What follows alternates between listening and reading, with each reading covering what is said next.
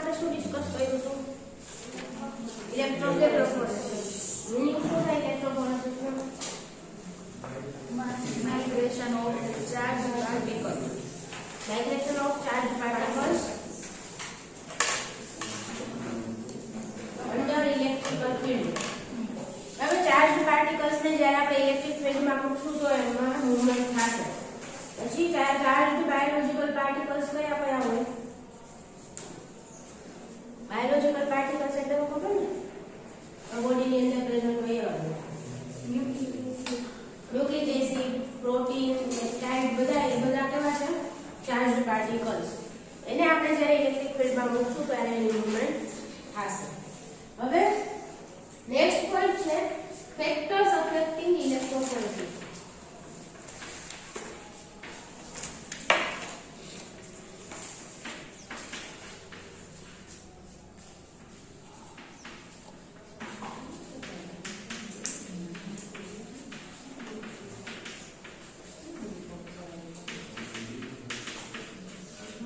Factors affecting electrophoretic mobility. Electrophoretic mobility એટલે શું? Mobility એટલે મૂવમેન્ટ. બરાબર. ઇલેક્ટ્રિકલ ફિલ્ડમાં જ્યારે આપણે પાર્ટિકલને મૂકશું એની મૂવમેન્ટને કયા કયા ફેક્ટર્સ અફેક્ટ કરશે એના વિશે આપણે ડિસ્કસ કરવાનું છે. ફર્સ્ટ ફેક્ટર છે કયા ફેક્ટર હોઈ શકે? કયા ફેક્ટર હોઈ શકે? કાલે આપણે ફોર્સ વિશે ડિસ્કસ કર્યું હતું. બરાબર. ફોર્સની ફોર્મ્યુલામાં કયા કયા ફેક્ટર હતા? ડિસ્ટન્સ, પછી Charge. Field strength, Potential difference. પછી મીડિયમની વિસ્કોસિટી. બરાબર. એ બધા ફેક્ટર્સ અફેક્ટ કરશે. પાર્ટિકલની સાઇઝ, રેડિયસ હતું આ. બરાબર. તો આ બધા ફેક્ટર છે અફેક્ટ કરે છે. ફર્સ્ટ ફેક્ટર છે સેમ્પલ.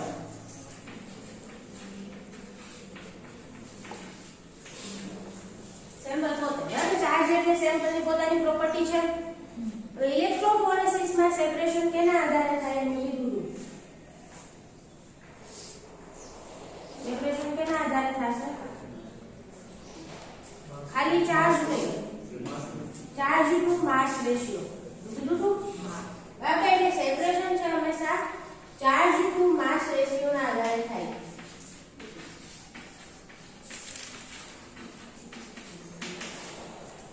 બરાબર. એટલે સેમ્પલ નું એક વસ્તુ કઈ અફેક્ટ કરશે? સેમ્પલ ની અંદરમાં ચાર્જ અફેક્ટ કરે. બરાબર. ફેક્ટર્સ અફેક્ટિંગમાં પહેલી વસ્તુ છે સેમ્પલ નો ચાર્જ. જેમ વધારે ચાર્જ હશે એમ એનું સેપરેશન કેવું થશે? વધારે. બરાબર. ચાર્જમાં બે ટાઈપના હોય, એક પોઝિટિવ અને બીજું નેગેટિવ. નેગેટિવલી ચાર્જડ સેમ્પલ હશે તો એ કઈ બાજુ મૂવ થશે? એનોડ તરફ.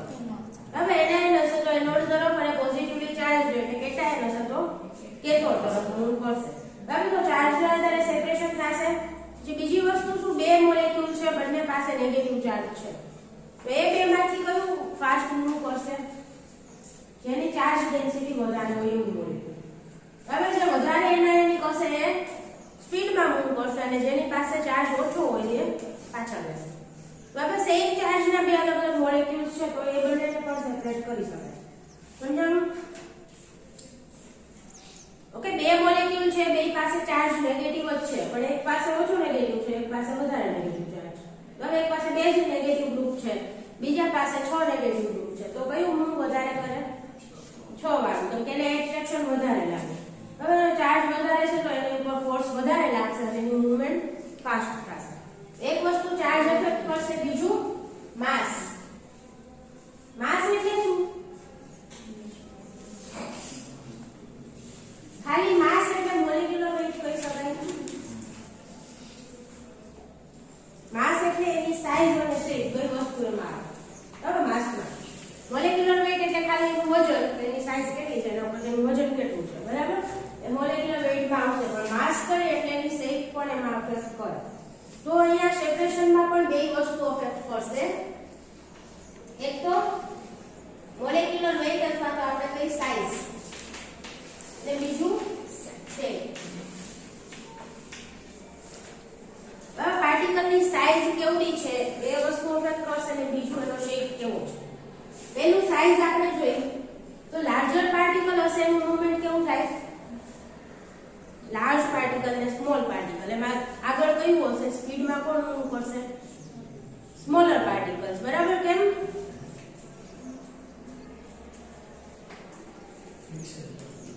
ફ્રિક્શન ઓછું લાગે એના ઉપર. બરાબર. એની સરફેસ એરિયા ઓછું હોય એટલે એના ઉપર ફ્રિક્શન ફોર્સ ઓછું લાગશે અને ફ્રિક્શનલ ફોર્સ ઓછું લાગે એના લીધે શું થાય? મૂવમેન્ટ ફાસ્ટ થાય. હવે ફ્રિક્શનલ ફોર્સ ની કાંઈ ફોર્મ્યુલા હતી, એમાં રેડિયસ પણ હતું. એ કેવું હતું? ડાયરેક્ટલી પ્રોપોર્શનલ હતું. જેમ રેડિયસ વધારે એમ ફ્રિક્શનલ ફોર્સ વધારે લાગે. એટલે જેમ પાર્ટિકલ મોટું હશે એમ આમ ફ્રિક્શનલ ફોર્સ કેવું લાગશે? વધારે.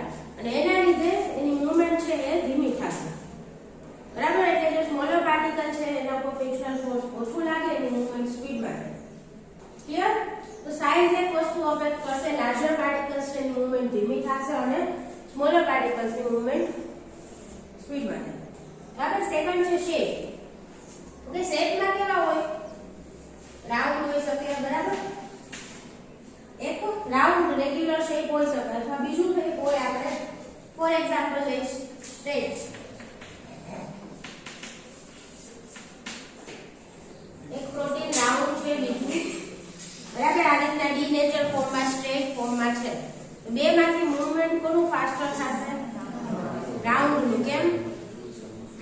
એના ઉપર ફ્રિક્શન ઓછું લાગશે. બરાબર. અને આ સ્ટ્રેટ છે તો એના બધા પાર્ટિકલ્સ છે બધા આને ઇન્ટરેક્ટ કરશે. બરાબર. મીડિયમના દરેક પાર્ટિકલ આના દરેક પાર્ટિકલ ઇન્ટરેક્ટ કરશે. જ્યારે આનું ખાલી સરફેસ ઇન્ટરેક્ટ કરતું હોય છે. સરફેસ એરિયા ઓછું થઈ જશે ઓલાની કમ્પેરમાં, એટલે ફ્રિક્શન ઓછું લાગશે અને જે રાઉન્ડ પાર્ટિકલ્સ છે એ સ્પીડમાં મૂવ કરશે. બરાબર. તો આ બધી વસ્તુ છે અફેક્ટ કરે. સેમ્પલનો ચાર્જ, એની સાઈઝ અને એનો શેપ. સેમ્પલમાં ત્રણ વસ્તુ આવશે. ઓકે. સેકન્ડ વસ્તુ શું અફેક્ટ કરશે આપણા ઇલેક્ટ્રોફોરેટિક મોબિલિટીને? Electrical field.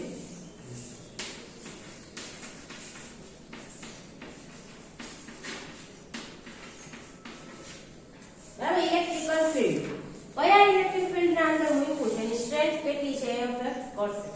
બરાબર. જેમ ઇલેક્ટ્રિકલ ફીલ્ડની સ્ટ્રેન્થ વધારે હોય એમ મૂવમેન્ટ કેવું થાય? ફાસ્ટર. બરાબર. ઓકે. જેમ પોટેન્શિયલ ડિફરન્સ ઇલેક્ટ્રિકલ ફીલ્ડની સ્ટ્રેન્થમાં જે વસ્તુ હતી ડેલ્ટા E અપોન d. બરાબર. ડેલ્ટા E એટલે શું? Potential difference. પોટેન્શિયલ ડિફરન્સ જેમ વધારે હશે એમ મૂવમેન્ટ કેવી થશે? આ શું છે? એક્સિલરેટિંગ ફોર્સ ની ફોર્મ્યુલા હતી ને, તો એક્સિલરેટિંગ ફોર્સ વધારે લાગશે જેમ ફીલ્ડ સ્ટ્રેન્થ વધારે પોટેન્શિયલ ડિફરન્સ વધારે હશે એમ એક્સિલરેટિંગ ફોર્સ વધારે લાગશે. અને એક્સિલરેટિંગ ફોર્સ કેના માટે છે? મૂવમેન્ટ કરવા માટે. એટલે જેમ ફોર્સ વધારે લાગે એમ મૂવમેન્ટ સ્પીડમાં થાય. બરાબર. જેમ પોટેન્શિયલ ડિફરન્સ વધારે હશે એમ મૂવમેન્ટ સ્પીડમાં થશે. બીજું ડિસ્ટન્સ છે ઇન્વર્સલી પ્રોપોર્શનલ છે. બરાબર. એટલે જેમ બે ઇલેક્ટ્રોડ વચ્ચેનું ડિસ્ટન્સ વધારે હશે એમ ફોર્સ કેવું લાગશે? ઓછું. ફોર્સ ઓછું લાગે એટલે મૂવમેન્ટ કેવું થાય? ધીમું. બરાબર. તો આ બે લખી નાખવાનું કે જેમ પોટેન્શિયલ ડિફરન્સ વધારે હશે એમ મૂવમેન્ટ સ્પીડમાં થશે અને જેમ ડિસ્ટન્સ વધારે હશે એમ મૂવમેન્ટ સ્લો થશે પાર્ટિકલ્સની. બરાબર. પછી ઓકે. મૂવમેન્ટ કેના આધારે થાય? કરંટના આધારે. બે ઇલેક્ટ્રોનની વચ્ચે કરંટ પાસ થતો હશે ને, એટલે કરંટ એટલે શું થાય?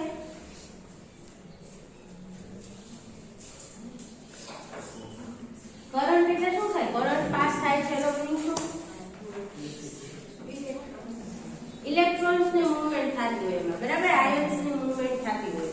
તો કરંટ છે એટલે શું છે? ટોટલ ચાર્જ કેરીડ પર સેકન્ડ ટુ ધ ઇલેક્ટ્રોન. કરંટની ડેફિનેશન. બરાબર.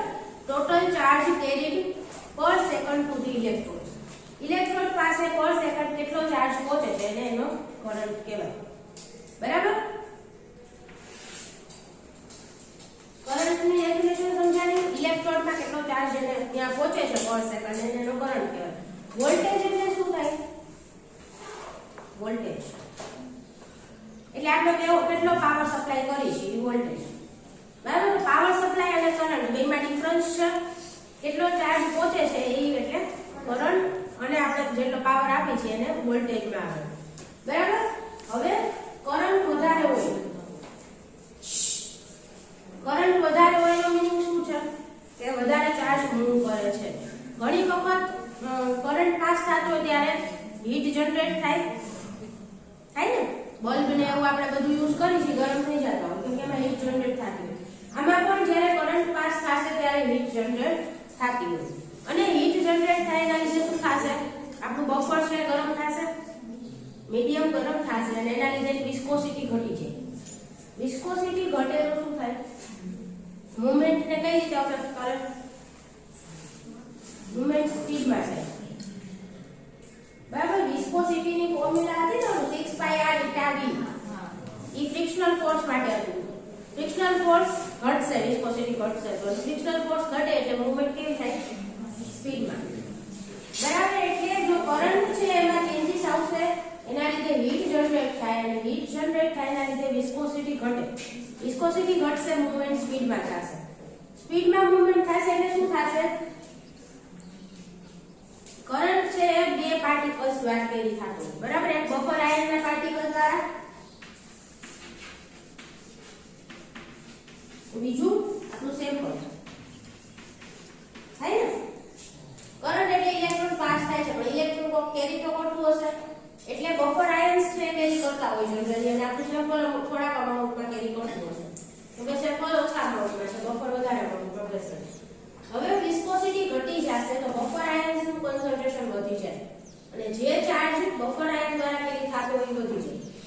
બફર આયન દ્વારા ચાર્જ કેરી થાય વધી જાય એટલે સેમ્પલ દ્વારા ઘટી જશે અને સેમ્પલ દ્વારા ઓછો ચાર્જ કેરી થશે. એનો મીનિંગ શું, સેમ્પલ નું સેપરેશન મૂવમેન્ટ ધીમું થશે.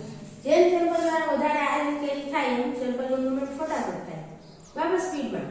એટલે વિસ્કોસિટી ઘટશે તો બફર આયન નું કોન્સન્ટ્રેશન વધશે અને વધારે ચાર્જ બફર આયન દ્વારા કેરી થશે અને સેમ્પલ દ્વારા ઓછો ચાર્જ કેરી થશે, એના લીધે સેમ્પલ નું મૂવમેન્ટ છે સ્લો થઈ જશે અને બહુ ઓછો કરંટ સેમ્પલ આયન્સ દ્વારા વધારે કેરી થતો હોય ચાર્જ તો શું થાય, સેપરેશન વધારે થાય, બરાબર. જેમ વધારે આયન્સ કેરી કરશે સેમ્પલ એમ સેમ્પલ નું મૂવમેન્ટ ફાસ્ટ થશે. એટલે કરંટ છે કોન્સ્ટન્ટ રહેવો જોઈએ, હીટ જનરેટ ન થવી જોઈએ, ઓકે, નહીં તો સેપરેશન ઘટી જાય, હીટ જનરેટ થાય તો હંમેશા ઇલેક્ટ્રોફોરેસિસ છે કોન્સ્ટન્ટ કરંટ મોડ ઉપર કરવામાં આવે છે કે સેમ ચાર્જ છે સેમ કેરી થાય કન્ટીન્યુઅસ. હવે કોન્સ્ટન્ટ વોલ્ટેજ મોડ ઉપર નહીં, કોન્સ્ટન્ટ વોલ્ટેજ એટલે શું, ઉપરથી પાવર સપ્લાય કોન્સ્ટન્ટ મળતું હોય પછી એમાં કેટલો ચાર્જ કેરી થાય છે કાંઈ અફેક્ટ નહીં કરે, બરાબર. કોન્સ્ટન્ટ વોલ્ટેજ રાખશું તો પણ એમાં હીટ જનરેટ થશે તો કરંટ વધી જાય ને, હીટ જનરેટ થાય તો કરંટ પાસ થતો વધી જાય. એટલે કોન્સ્ટન્ટ કરંટ ઉપર રાખવાનું ઇલેક્ટ્રોફોરેસિસ, બરાબર. એટલે બફર આયન દ્વારા સેમ્પલ દ્વારા મેઇન્ટેન અમાઉન્ટમાં કરંટ કેરી થવો જોઈએ, ક્લિયર. તો આ બીજી વસ્તુ છે, ઇલેક્ટ્રિકલ ફીલ્ડ છે એ અફેક્ટ કરશે. એમાં ખાસ કરંટ યાદ રાખવાનું કે કરંટ છે એના લીધે શું થશે, હીટ જનરેટ થાય, કરંટમાં ચેન્જીસ આવે તો, બરાબર. અને હીટ જનરેટ થશે તો બફર આયન દ્વારા વધારે ચાર્જ કેરી થશે અને સેમ્પલ દ્વારા ઓછો, સેમ્પલ દ્વારા ઓછો ચાર્જ કેરી થાય એટલે એનું મૂવમેન્ટ ધીમું થશે, મૂવમેન્ટ ધીમું થશે તો સેપરેશન ધીમું થઈ જશે. એટલે હીટ જનરેટ થવી જોઈએ નહીં. કોન્સ્ટન્ટ કરંટ મોડ ઉપર આપણે હંમેશા ઇલેક્ટ્રોફોરેસિસ કરવાનું, ઓકે. નાઉ થર્ડ ફેક્ટર છે સપોર્ટિંગ મીડિયમ.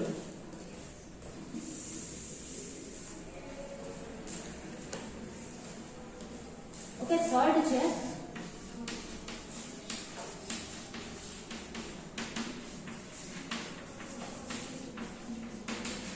Supporting medium. હવે સપોર્ટિંગ મીડિયમ એટલે શું, આપણે જેલ બનાવશું એવું કીધું હતું, એ જેલ છે એને કહેવાય સપોર્ટિંગ મીડિયમ. એના ઉપર આપણે સેમ્પલ લોડ કરશું અને બફર આયન એમાંથી રન થશે અને સેમ્પલ પણ એના ઉપર રન થશે, એને કહેવાય સપોર્ટિંગ મીડિયમ, બરાબર. આપણે સ્ટેશનરી ફેસ કહેતા હતા ને ક્રોમેટોગ્રાફીમાં, એમાં આમાં શું આવશે, સપોર્ટિંગ મીડિયમ કે જેના ઉપર આપણું સેમ્પલ મૂવ થશે. તો સપોર્ટિંગ મીડિયમ હંમેશા કેવો વાપરવાનો, ઇનર્ટ. હવે ઇનર્ટ સપોર્ટિંગ મીડિયમ હશે એટલે કે નિષ્ક્રિય, બરાબર, એમાં કોઈ પણ પ્રકારના ચાર્જ જનરેટ નહીં થાય કે એમાં કોઈ રિએક્શન થતી ન હોય. તો પણ સપોર્ટિંગ મીડિયમની બે પ્રોપર્ટી છે અફેક્ટ કરશે આપણા સેપરેશનને. ફર્સ્ટ છે એડસોર્પ્શન, બરાબર.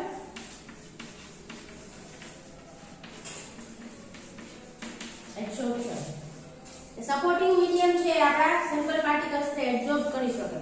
તો એડસોર્પ્શનના લીધે સેમ્પલના સેપરેશનને અફેક્ટ કરશે, બરાબર કરે ને.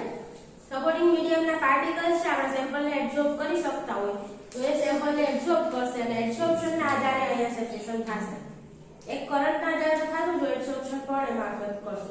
અને જો પાર્ટિકલ્સનું એડસોર્પ્શન થાય તો આપણને ડિફ્યુઝ બેન્ડ મળે, બરાબર. આપણે ઇલેક્ટ્રોફોરેસિસમાં આ રીતના બેન્ડ હતા, બરાબર. એટલે આ રીતનું સેમ્પલ આપણે લોડ કર્યું હશે, બેન્ડ છે આ રસ્તો છે ને, તો આ રીતના આપણે સેમ્પલ લોડ કર્યું હશે.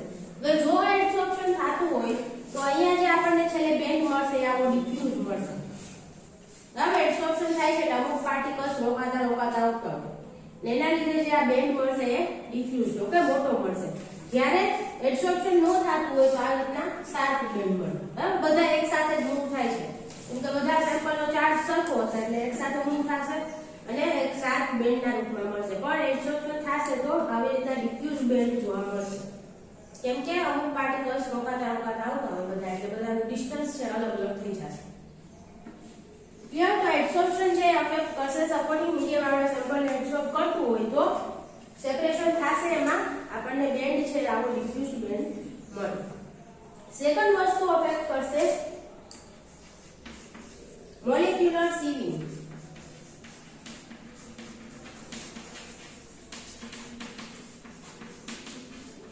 હવે સીવિંગ એટલે શું થાય? મોલેક્યુલર સીવ આપણે જોયું હતું એમાં આવ્યું હતું ક્રોમેટોગ્રાફીમાં કે સીવ એટલે ગળણી, વાત કરી ને, બરાબર. સાઇઝ એક્સક્લુઝન ક્રોમેટોગ્રાફીમાં આવ્યું છે. તો અહીંયા મોલેક્યુલર સીવિંગ પ્રોપર્ટી પણ હશે આપણા સપોર્ટિંગ મીડિયમ પાસે. ફોર એક્ઝામ્પલ સપોર્ટિંગ મીડિયમ તરીકે શું યુઝ થાય? પોલીએક્રિલેમાઇડ,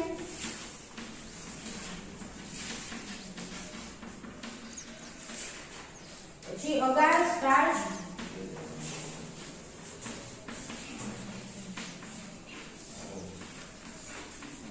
સિફાઇડ.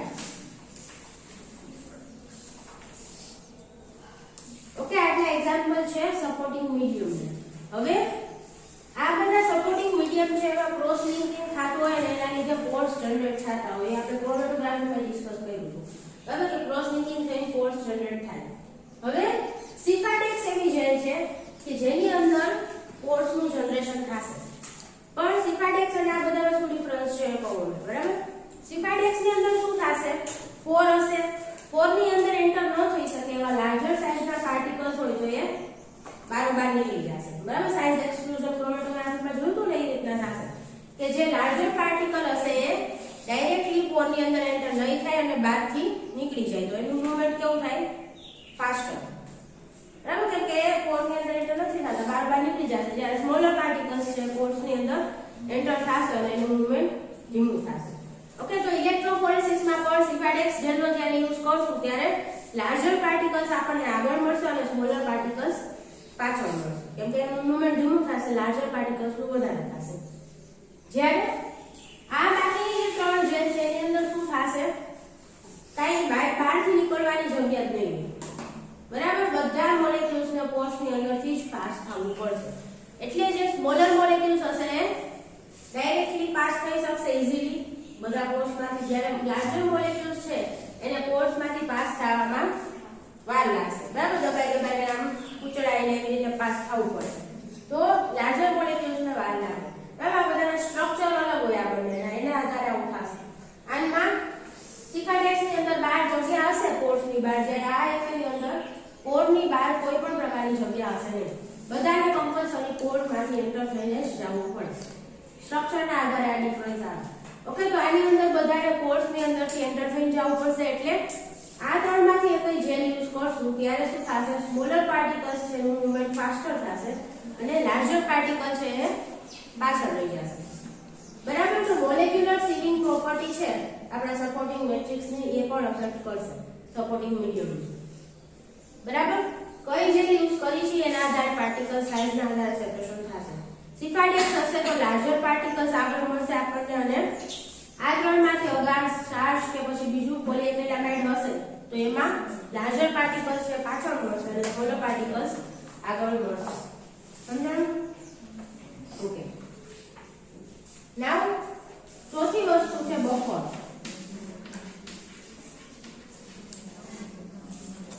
ઓકે ફોર્થ ફેક્ટર કયું અફેક્ટ કરશે બફર એટલે શું જે સોલ્યુશન ને આપણે એમાં ભર્યું છે એમાં ડીપ કરી છે આપણી અગારને આપણી જેલ ને એ સોલ્યુશન બરાબર બફર ની કઈ કઈ પ્રોપર્ટી અફેક્ટ કરશે એક તો કમ્પોઝિશન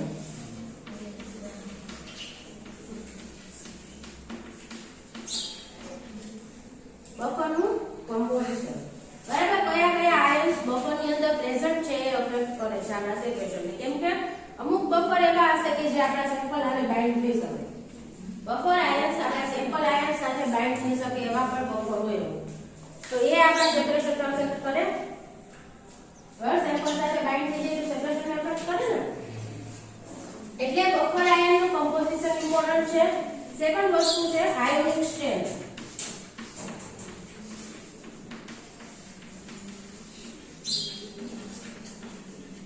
આયોનિક સ્ટ્રેન્થ બરાબર બફર ની અંદર આયન્સ કેટલા પ્રેઝન્ટ છે એ પણ અફેક્ટ કરશે ફોર એક્ઝામ્પલ વધારે બફર આયન્સ પ્રેઝન્ટ હશે તો શું થશે વધારે ચાર્જ બફર આયન દ્વારા કેરી થાય અને આપણા સેમ્પલ દ્વારા ઓછો ચાર્જ કેરી થશે જેમ બફર આયન્સ પ્રેઝન્ટ હશે બફરમાં વધારે બરાબર અને જો સાવ ઓછા અમાઉન્ટમાં પ્રેઝન્ટ હોય આયન બફરની અંદર તો વધારે ચાર્જ આપણા સેમ્પલ દ્વારા કેરી થશે અને બહુ સ્પીડમાં મૂવ થશે એક જ વસ્તુ ફેવરેબલ નથી બહુ સ્પીડમાં સેમ્પલ મૂવ ન થવું જોઈએ કેમ કે બહુ સ્પીડમાં થશે તો આપણને અલગ અલગ સેમ્પલનું સેપરેશન જ નહીં મળે બરાબર અમુક સેમ્પલ ધીમા મૂવ થવા જોઈએ અમુક ફાસ્ટ થવા જોઈએ પણ બફર આયન કોન્સન્ટ્રેશન ઓછું હશે તો બધા છે એ સ્પીડમાં મૂવ થશે સેમ્પલના એટલે સરખું સેપરેશન મળશે નહીં અને જો બહુ ધીમું સેમ્પલ મૂવ થાય તો પણ સેપરેશન છે થતા વાર લાગશે અને પ્રોપર સેપરેશન થશે નહીં એટલે બફર આયનની કોન્સન્ટ્રેશન છે એ મેન્ટેન રહેવી જોઈએ ઓકે જનરલી 0.05 to 0.01 મોલર अब आटली बफर आयन कंसंट्रेशन રાખવામાં આવે છે કે એની અંદર આટલી આયોનિક કોન્સન્ટ્રેશન પ્રેઝન્ટ હોય આ સ્ટાન્ડર્ડ છે આટલી વચ્ચે રાખવાની બહુ વધારે આયન કોન્સન્ટ્રેશન હશે બફરની અંદર તો વધારે ચાર્જ બફર દ્વારા કેરી થશે અને આપણું સેમ્પલ છે નું મૂવમેન્ટ ધીમું થાય હવે આયોનિક કોન્સન્ટ્રેશન ઓછી હોય બફરમાં તો વધારે ચાર્જ છે આપણા સેમ્પલ દ્વારા કેરી થશે અને બહુ સ્પીડમાં સેમ્પલ મૂવ થશે એટલે આપણને પ્રોપર સેપરેશન મળશે નહીં ઓકે અને થર્ડ વસ્તુ છે pH હવે pH બફરની pH કેટલી છે એ પણ આપણા સેપરેશનને અફેક્ટ કરશે જેમ બફરની pH એસિડિક હશે અથવા તો બેઝિક હશે હવે આપણું સેમ્પલ છે કેના આધારે આયોનિક ફોર્મમાં છે પ્રોટીન છે તો એ પોઝિટિવલી ચાર્જ કે નેગેટિવલી ચાર્જ હશે બે ફોર્મમાં હોઈ શકે કેના ઉપર ડિપેન્ડ કરે છે પ્રોટીન પોઝિટિવ હશે કે નેગેટિવ ફોર્મમાં હશે કેના ઉપર ડિપેન્ડ કરશે કયા સોલ્યુશન ની અંદર છે હવે એની pH કેટલી છે એના ઉપરથી હવે જો આપણે એસિડિક pH રાખશું pH ઓછી હશે તો એનો મીનિંગ શું છે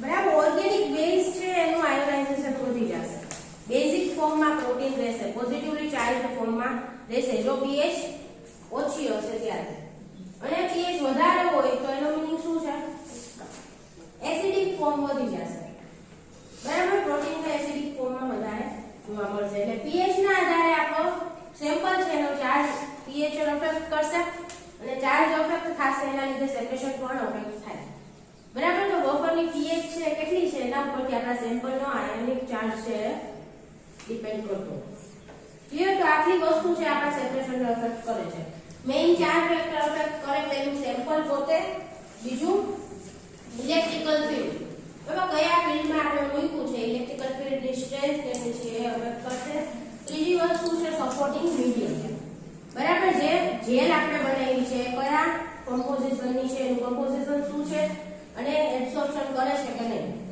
બરાબર. અને ફોર્થ છે બફર, જે બફરમાં મૂક્યું છે. એટલે બધા કમ્પોનન્ટ જે આપણે ઇલેક્ટ્રોફોરેસિસમાં પાર્ટિસિપેટ કરે છે એ બધા અફેક્ટ કરશે સેપરેશન. ક્લિયર?